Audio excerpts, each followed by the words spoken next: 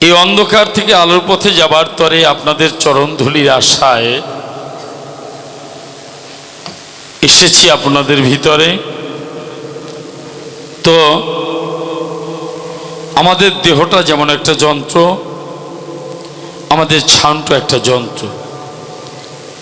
ভালো মানুষ বাড়ি গেছে, কালকে গান শুনতে আসবে বলে গেছে, এমনও প্রমাণ আছে বাড়ি গিয়ে স্ট্রোক করে মারা গেছে, আর আসতে পারে নাই। এটা সব কিছু তার হাতে, আমরা শুধু নিমিত্তের ভাগী, তাই না? তা প্রথম দিনের গান নিতে একটু দেরি হলো, আমাদের মেশিনের সমস্যা ছিল। সবারই তো পেট আছে, চলতে হয়। তো ওনারাও চেষ্টা করে যাতে সুন্দর হয়, ভালো হয়। প্রথম দিনের কবিগান 3 দিনে সত্য, ত্রেতা, দাপর, কলি, আমরা এই 4টা যুগ জানি। তো আমরা মনে আছে, ভাবো, সত্য যুগ থেকে আলোচনা শুরু করে আজকে সত্য যুগের মধ্যে থাকব, কালকে ত্রেতা এবং দাপরের মধ্যে থাকব, পরশুদিন যদি মায়ের কৃপা হয় কলিযুগের মধ্য থেকে বেরিয়ে আমরা সমাধান করার চেষ্টা করব। বাবু, তাই ভালো হয় না?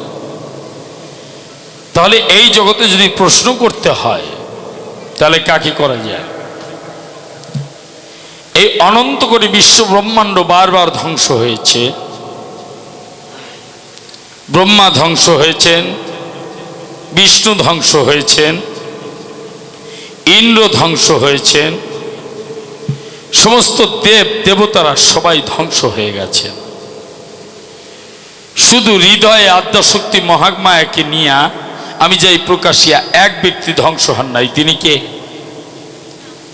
তিনি আর কেহ নাই, জীবের কর্তা শিব গোসাই, যাকে জীবের কর্তা বলা হয়।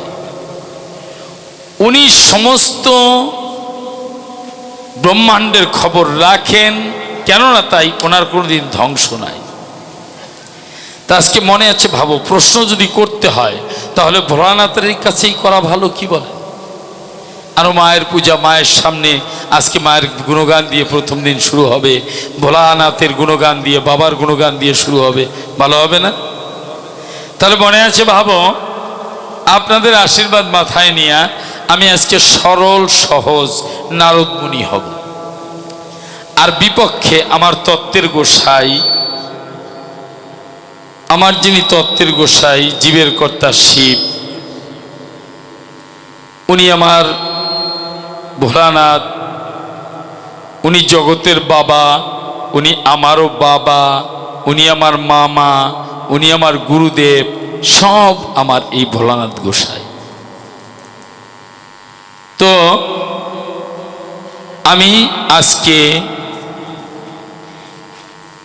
কেন নারদের ভূমিকায় যেতে চাচ্ছি? গোবিন্দের কাছে থাকি, বিনা যন্ত্র করে নিয়ে আমি যাই প্রকাশিয়া সদাই কৃষ্ণ নাম করি। একদিন গোবিন্দ যিনি ডাক দিয়ে বললেন, তিনি, নারদ রে, খুলে বলি তোমার কাছে, তোমার ভিতরে তত্ত্ব প্লাস তথ্যে কম আছে, তুমি কথা নাও। শিবের কাছে গিয়া তাকে গুরু করিয়া, তত্ত্বের গুরুদেব, তত্ত্বের গোসাই করিয়া তুমি তার কাছ থেকে তত্ত্ব শিখে নাও। তাই আমি বহু কষ্ট করে খলিবলি সবার ধারে ভোলানাথকে তত্ত্বের গোসাই করলাম। তত্ত্বের গোসাই যখন করেছি, ওনারা 1 সহস্র বছর ধরে ব্রহ্মা, বিষ্ণু, মহেশ্বরে 3 জনে মিলে আমাকে তত্ত্ব শিক্ষা দিল। আমি ঠিক মতো শিখেছি কিনা মনে করেন বিবেচনা, এই জন্য 3 ভাই মিলে একটা যুক্তি করল। ডাক দিয়ে বিশ্বকর্মাকে বলল, বিশ্বকর্মা কথা নাও, একটা কাম্যবন সৃষ্টি করে দাও। কাম্যবন সৃষ্টি করে দিয়েছে। কাম্যবনটা কি বাবা? ওই বনের ভিতরে গিয়ে যে যা কামনা করে সাথে সাথে পেয়ে যায়, একে কাম্যবন কয়। শিব গিয়েছে কাম্যবনে, বলি সবার সন্নিধানে গিয়ে চিন্তা করে, আমি সারা জীবন পুরুষ থাকলাম, যদি একটু যুবতী নারী হতে পারতাম। সাথে সাথে প্রকাশ করি শিব হয়েছে যুবতী নারী। এখন শিব চিন্তা করে, আমি এত সুন্দর যুবতী নারী হলাম, যদি এখানে খাট পেতাম। আপনারা বলতে পারেন সরকার মশাই বাজে কথা বলবেন না। আমি জানি যুবতী মেয়েরা যারা একটু খাটকে বেশি পছন্দ করে, তারা বলতে পারেন সরকার মশাই পেয়েছেন কোথায়? হ্যাঁ পেয়েছি, বাংলাদেশ চলচ্চিত্র দেখে, ভারত চলচ্চিত্র দেখে, হলিউড, বলিউড, ডালিউড এসব দেখে। মেয়ে একটা ছেলের সাথে প্রেম করে, বাবা গিয়ে বিচারে মেয়েকে ডাক দিয়ে বলে, করিমানা, অসভ্যর সাথে তোর বিয়ে দেব না।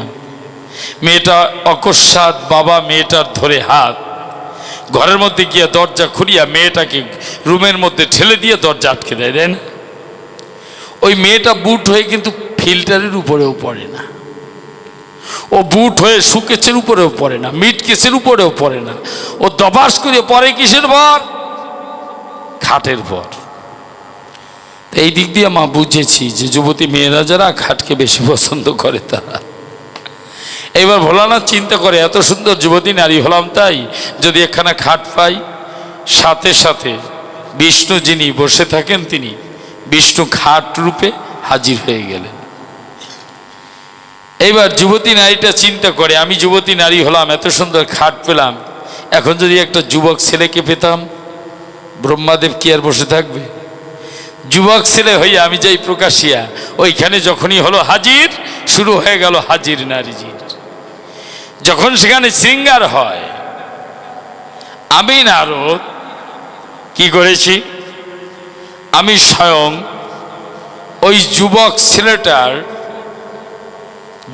ছেলেটার নাসারন্ধ্র হতে, যুবক ছেলেটাকে ব্রহ্মা, তার নাসারন্ধ্র দিয়ে আমি যাই প্রকাশিয়া দেহের মধ্যে প্রবেশ করিয়া লিঙ্গমূলের মধ্য দিয়া আমি শিবের গর্ভে, যুবতী শিবের গর্ভে প্রবেশ করেছি। কাম্যবন্ত সরে গেছে, খুলে বলি সবার কাছে, যেমন শিব তেমন আছে, কিন্তু শিব টের পাচ্ছে তল পেটে কে যেন খোঁচা মারতেছে। শিব ধ্যান করে দেখতে পাচ্ছে যে গর্ভে তার বাচ্চা আসছে। তা বাবু, মানুষ যদি কোনো পুরুষ বিপদে পড়ে, কিছু ভালো বুঝুক আর মন্দ বুঝুক, তাই আগে বউর কাছে কিন্তু গিয়ে শেয়ার করে যে ব্যাপারটা কি, 1 লাখ টাকা সকালবেলা দিতে হবে, 50,000 টাকা আছে, আর 50,000 কোথায় পাবো? স্ত্রীর কাছে তাই সারানাও নাই, তবু শেয়ার তো করে, আলোচনা করে। দুর্গার কাছে শিব চলে গেল, গিয়ে দুর্গাকে বলল, দুর্গা সর্বনাশ হয়ে গেছে। কি বলছে? আমার গর্ভে বাচ্চা এসেছে।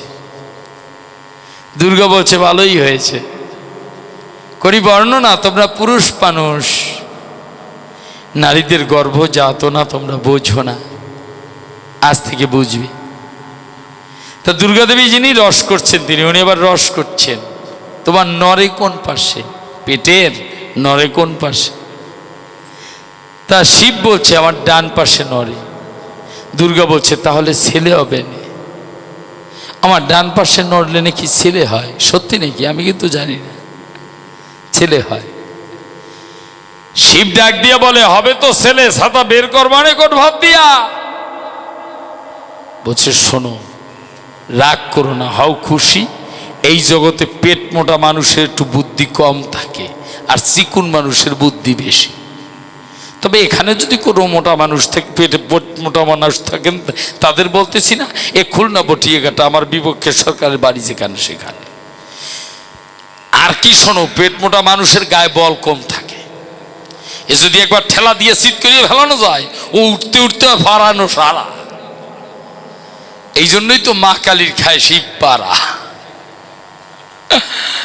তা বলছে শোনো, যখন প্রসব বেদনা উঠবে তুমি কথা নেবে, জঙ্গলের মধ্যে গিয়ে কাব্যে নয় ভুল, হাতে আছে ত্রিশূল, ত্রিশূল দিয়া নিজের পেট ফাড়িয়া, তল পেট ফাড়িয়া, ঠেং ধরিয়া টানিয়া বাচ্চাটাকে ফেলে আসবে। শিবের বেদনা বেড়ে গেল যখন সে জঙ্গলে গেল, ওইখানে ত্রিশূল দিয়ে পেট ফেরে খুলে বলি সবার ধারে, আমি ছোট্ট নারদ আমার ঠেং ধরে টেনে ওইখানে ফেলে যখন রওনা দিল, আমি 2 বার বললাম মা মা, পায় না মনে সুখ। সাথে সাথে গিয়ে নারদ, আমি নারদ, শিব গিয়ে চেপে ধরেছে আমার মুখ, বলছে তোর মাও আমি, তোর বাবাও আমি। এই জগতে কথা নিবি। তুই যখন দুইবার মা মা বলে ডাক দিলি, আজ থেকে আমাকে তুই মামা বলে ডাকবি। তুই আমার ভাগিনা, তুই নারদ ভাগিনা, তুই দোষেরও ভাগিনা, তুই গুণেরও ভাগিনা, আর আমি তোর মামা, আমি তোর তত্ত্বের গোসাই, আমি তোর গুরুদেব, আমি জীবের কর্তা শিব গোসাই। তাই তুই যে সম্পর্কই করিস কোনো অসুবিধা নাই। তাই এই শিবের পেটে আমার জন্ম হয়েছে, খুলে বলি সবার কাছে। তাই আমি নারদ মুনি হইয়া আমার বিপক্ষে ভোলানাথের কাছে মনে আছে ভাবো কয়েকটা প্রশ্ন দেব। আর এই 3 দিন ধরে তাই খুলে বলি সবার ঠাই। আমাদের পাশাপাশি এই গোয়াল বাতানে দেখেছি কত মুসলমান বাবারা, কাকারা, দাদারা, ভাইয়েরা। এই 3 দিন ধরে মনে আছে ভাবো অর্ধেক ভাগ করে দেব, আমাদের অর্ধেক তাদের অর্ধেক। আমরা যদি প্রসাদ খাই মনের ভাবো তাদের জন্য সিন্নির ব্যবস্থা রাখবো, কি ভালো হবে না? এই জন্য দুই দিকের প্রশ্ন থাকবে, সব বিষয়ে আলোচনা হবে। আমি নতুন এসেছি, আপনারা আশীর্বাদ করবেন।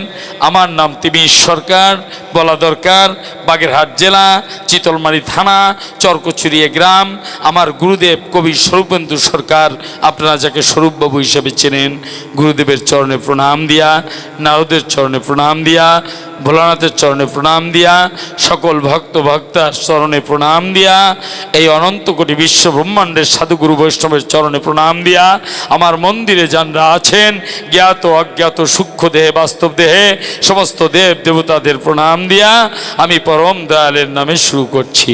জয় জয় রাধা গোবিন্দ গিরি হরি প্রেমানন্দে হরি হরি বলো, হরি বল, হরি বল।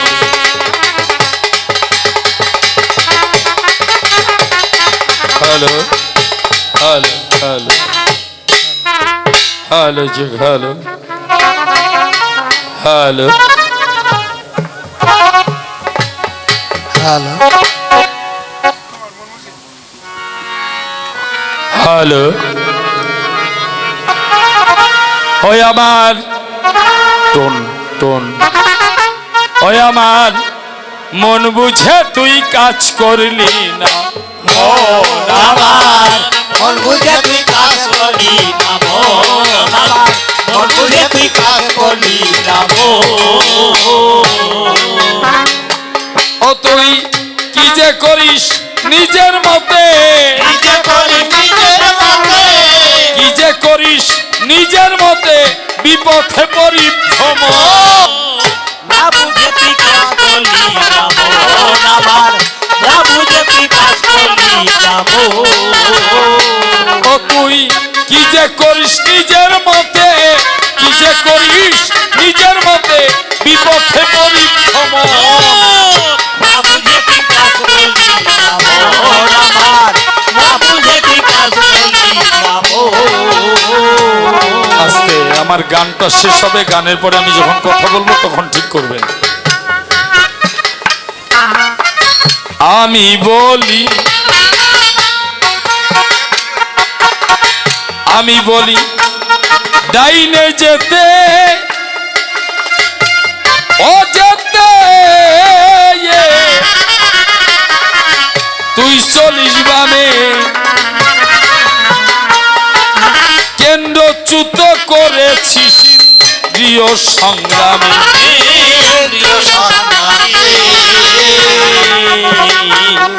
যদি আপনাদেরকে বলি, আপনারা ডান হাত তুলুন তো, আপনারা এই হাত তুলুন। যদি বলি বাম হাত তুলুন তো, এই হাত তুলবেন। এবার যদি বলি মা দক্ষিণ হস্ত তুলো তো, দক্ষিণ হস্ত একবার তুলে দেখাও।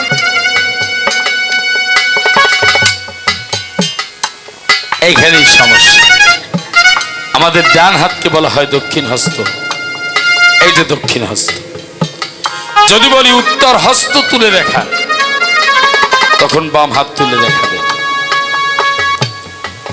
আমাদের দেহের যে ধারার দিক, একটা হচ্ছে ঊর্ধ্ব দিক ও ধারা, আরেকটা হচ্ছে ভৌগোলিক ধারা। আমি যে ধারাটার কথা বললাম এইটা হচ্ছে ঊর্ধ্ব দিক নির্দেশনার ধারা। এইবার আমাদের দেহটা যদি পৃথিবী হয়, তাহলে পৃথিবীর মাঝখান কোন জায়গায়? গ্রিনিজ সীমারেখা যারে কয়। আর আপনার আমার দেহটা যদি পৃথিবী হয়, এর মাঝখান কোথায়? নাভিপদ্ম যারে কয়। এই নাভির উপরে হলো উত্তর দিক, নিচে হলো দক্ষিণ দিক। উত্তর দিকে মিষ্টি জল, দক্ষিণ দিকে লবণ জল, সাগরের স্থান। এই উত্তর দিকে মিষ্টি জলে কচুরি ফুল ফোটে।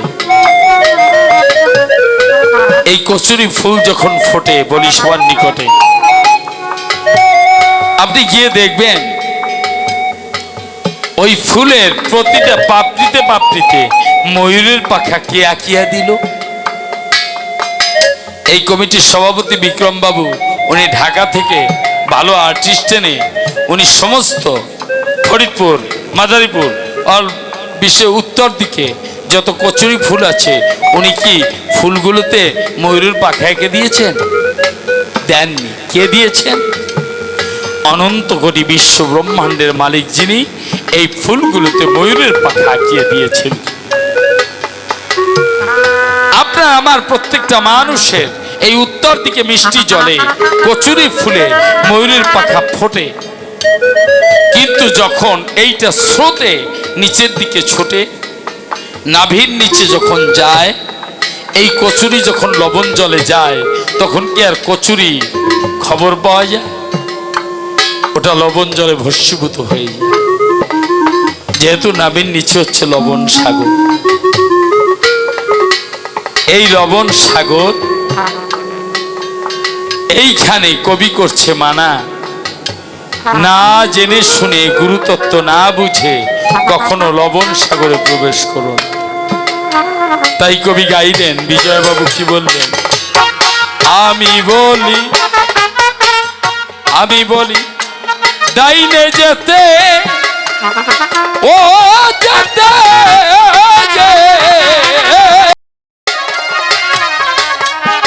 তুই চলিস বামে, কেন্দ্রচ্যুত করেছিস ইন্দ্রিয় সংগ্রামে।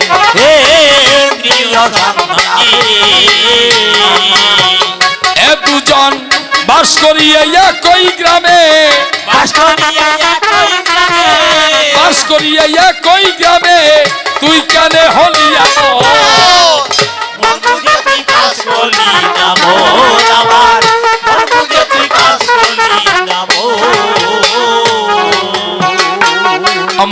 আমরা দুজন এক গ্রামে বসত করি।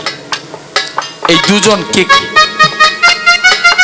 আপনার আমার প্রত্যেকের মধ্যে দুটো মন, একটা হলো সুমন, একটা হলো কুমন। প্রত্যেকের মধ্যে দুটো আমি থাকে মা, একটা হলো কাঁচা আমি, একটা হলো পাকা আমি। মানুষ যখন কুকর্ম করে এই চরাচরে, তখন কুমনের পাল্লায় পড়ে কাঁচা আমির মধ্যে প্রবেশ করে এই জগতে যত অঘটন ঘটায়। আর যখন মানুষ ভালো কর্ম করে, পিতামাতার সেবা করে, ভ্রাতৃ সেবা করে, জগতে সবার সাথে ভালো ব্যবহার করে, যখন হরি কথা, কৃষ্ণ কথা, ভাগবত কথা শ্রবণ করে, তখন সুমনের পাল্লায় পড়ে পাকামির মধ্যে প্রবেশ করে এই কর্ম করে। এই দুজন একই গ্রামে বসত করে। বিজয়বাবু এর পরের গানের করিতে কি বললেন?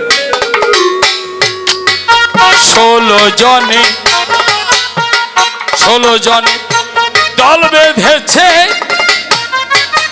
ও বেঁধেছে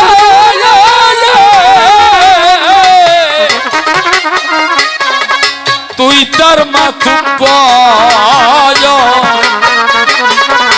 বাহিরের গান গেল না তো সারা জীবন।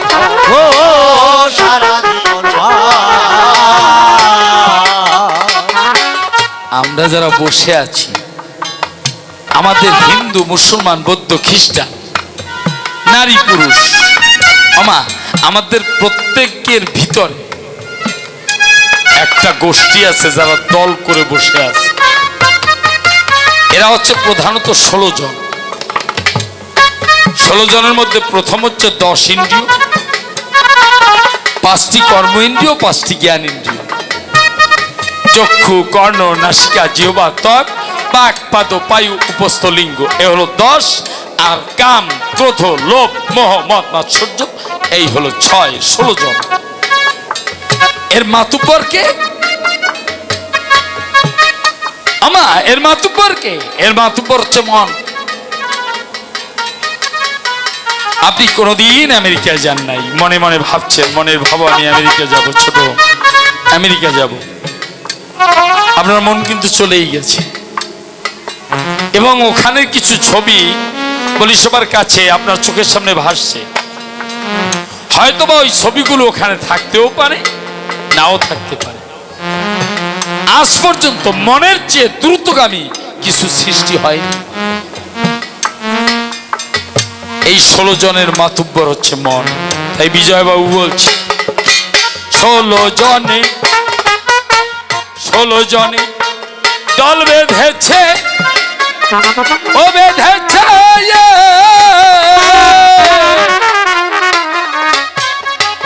তুই তার মাতুব্বর, বাহিরের টান গেল না তো সারা জীবন ভর, সারা জীবন ও তুই আমাকে করলি দেশান্তর, আমাকে করলি দেশান্তর, অন্তর্মুখে নাই যাব।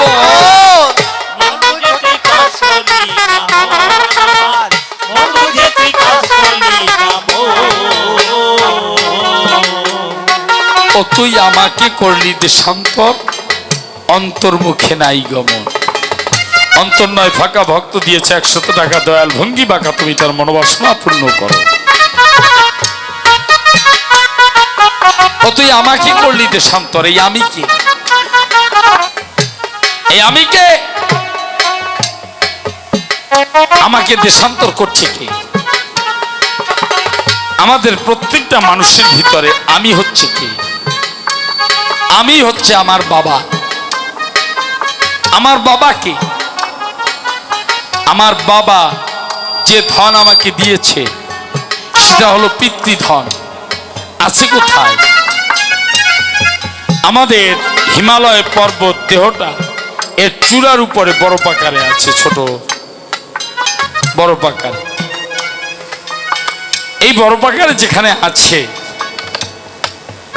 এখানে রয়েছে বলে সবার কাছে। তা আমাদের যাবতীয় যা কিছু রয়েছে এই বরফের সাথে সংযুক্ত 3টা তার আছে।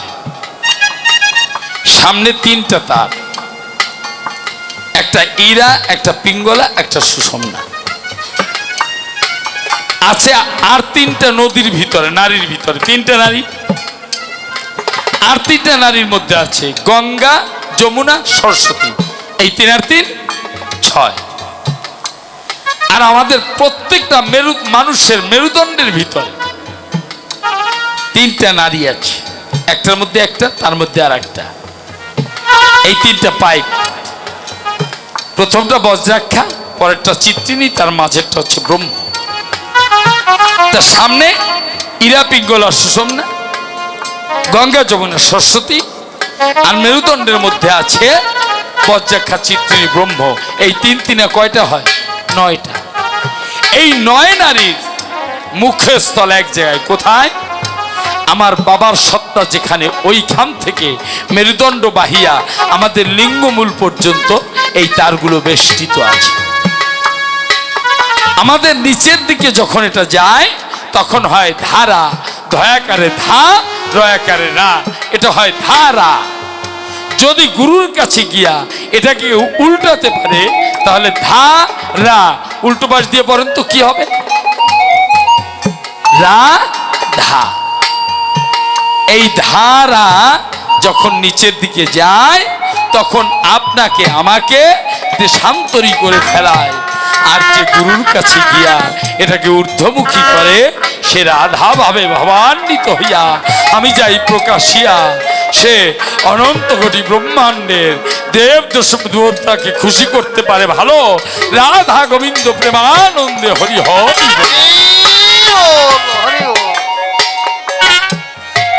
মামা উলুধ্বনি তো ডিজিটাল হয়ে গেছে। আর সেমিতে ধরছে জন্মের দল দেবানে মনে কাল পরশু। আজকে তো কেবল অধিবাস, কালকে হবে পুরা চাষ, আর পরশু দিন হবে আইক্যালাবাস। আজকে দিচ্ছ না কিছু বলছি না দেবানে। আরো আমি তোমাদের ছেলে না বাবা বাবা বাবা বাবা বলবা না 14 বার। আজকে না কালকে তো। আজকে কিছু বলবো না, প্রথম দিন আরো দেরি হয়ে গেছে। তাই বলছে আমার সাথে সহজ ভাবে ভাবে ভাবে ভাবে ভাবে নাই তোর সহবাস, পরের সাথে মিশে করলি ঘরের সর্বনাশ। ও ঘরের সর্বনাশ। বিজয় বাবুর কি মাথা খারাপ হলো নাকি বাবু? আপনারা তো গান শুনছেন। আমার সাথে সহজভাবে নাই তোর সহবাস। একা একা সহবাস করে কিভাবে রে? হ্যাঁ করে। আমাদের মধ্যে 5টি আত্মা, জীবাত্মা, ভূতাত্মা, পরমাত্মা, আত্মারাম, আত্মারামেশ্বর। জীবাত্মায় রাধারানী থাকে কোথায়? চতুর্থ মুরাধারে। আর পরমাত্মায় কৃষ্ণ গুণমণি থাকে কোথায়? চূড়ামধ্যে চূড়ামণি।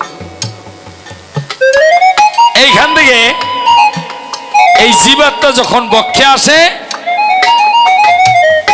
পরমাত্মা গোবিন্দকে নিয়ে বক্ষে নামে, তখন হৃদয় যুগল মূর্তি হয়। ওই মূর্তিটা যখন যুগল হৃদয় হয়, তখন মানুষ হরি প্রেমে কৃষ্ণ প্রেমে ভাসে। এক ভক্ত আর এক ভক্তের চরণ ধুলি হৃদয় প্রেমে ভাসে, তখন হৃদয়টা হয় বৃন্দাবন। এই বৃন্দাবনের আশায় আমার আত্মা শক্তি মহামায়া থাকে, আমার মা কালিকা থাকে, স্বয়ং ভোলানাথ থাকে, অনন্ত কোটি দেব দেবতা সবাই থাকে। তাই সহবাসটা হবে কোথায়? হৃদয়। কে কে? জীবাত্মায় আর পরমাত্মায়। তাই বিজয় বাবু বললে আমার সাথে সহজ ভাবে ও ভাবে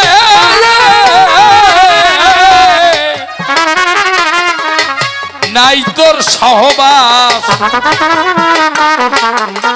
পরের সাথে মিশে করলি ঘরের সর্বনাশ। ও ঘরের সর্বনাশ।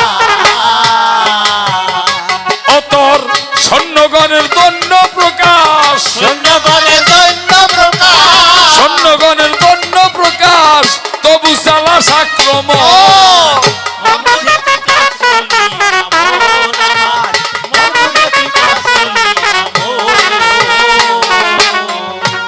বাবা সারা জীবন ফুটবল খেলাতে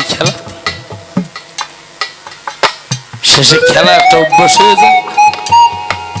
বুড়া বয়সেও খেলতে ইচ্ছে করে। ঠিক যারা হাডুডু খেলে দেখবেন, হাডুডু খেলা হয়, উনি তো সারা জীবন খেলছে, এখন আর পারে না। উপরে বসে চিন্তা করে আরে ধরে না খান, ধরে না খান। শেষে উনি নিজেই নাইমে বসে, পারে না তাও নাইমে বসে। আমরা সারা জীবন এত খেলালাম, হকি, ক্রিকেট, হাডুডু, ফুটবল, কিন্তু খেলার স্বাদ মেটে না, বাইরে উঠি না। তারপরও চেষ্টা করি মনে চায়। সৈন্যগণ দুর্বল হয়ে গেছে, তবুও চিন্তা করি যে আর একটু যদি খেলতে পারতাম। আমার দেহ দুর্বল হয়ে গেছে, তবুও খেলার স্বাদ মেটে না, খেলার স্বাদ মেটে না। বুঝেছে? এই স্বাদ যার সময় থাকতে মিটিয়া যায়, একমাত্র রাধা গোবিন্দ হয় তার সহায়। করি বর্ণনা, তার ভবের বাজারে কোনো দুঃখ দুর্দশা কিছু থাকে না।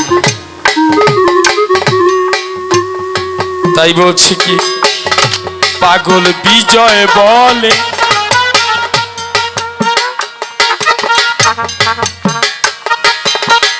আমার সাথে মিশে থাকলে, ও মিশে থাকলে পরম পুলকে পাগল বিজয় বলে দেশের সন্ধান পেতাম পলকে। ও যেতাম তোরে লয়ে দিব্য লোকে, তোরে লয়ে দিব্য লোকে, তোরে লয়ে দিব্য লোকে দাঁড়ায় দেখতো সময়।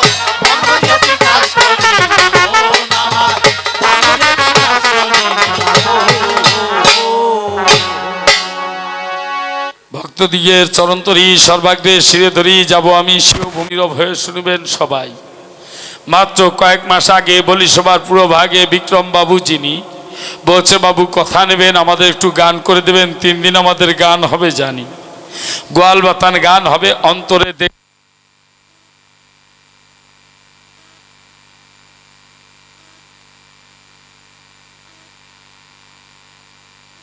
অন্তরে দেখলাম ভেবে গান তো করতে হবে। আমি বলি অদ্য সবার ঠাই, যেদিন নির্বাচন চলে গেল পরের দিনটা ফাঁকা রলো, তারপরের দিন থেকে সিরিয়াল দিলাম, অসুবিধা নাই। সেই থেকে গান চলছে। বলি আমি সবার কাছে এই পর্যন্ত চলছে, আরো চলতে থাকবে ভাই।